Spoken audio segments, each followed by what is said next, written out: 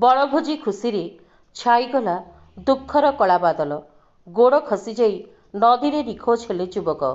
ମୟୂରଭଞ୍ଜ ଜିଲ୍ଲା ଠାକୁରମୁଣ୍ଡାସ୍ଥିତ ଭୀମକୁଣ୍ଡଠାରେ ବଣଭୋଜି ନିମନ୍ତେ ଭୁବନେଶ୍ୱରଠାରୁ ଆସିଥିବା କିଛି ଯୁବକଙ୍କ ସହ ଘଟିଯାଇଛି ଏକ ଦୁଃଖଦ ଘଟଣା।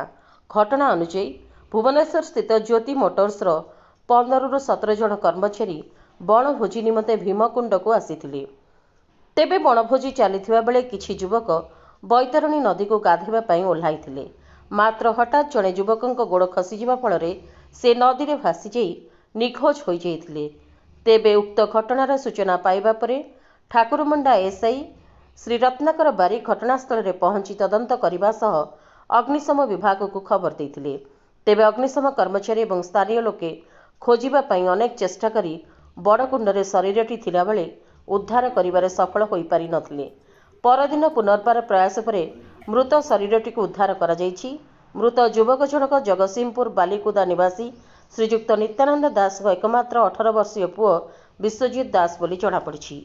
ତେବେ ପୋଲିସ ମୃତ ଶରୀରକୁ ଜବତ କରି ବ୍ୟବଚ୍ଛେଦ ନିମନ୍ତେ କରଞ୍ଜିଆ ଉପଖଣ୍ଡ ଚିକିତ୍ସାଳୟକୁ ପଠାଇଥିବା ଜଣାପଡ଼ିଛି।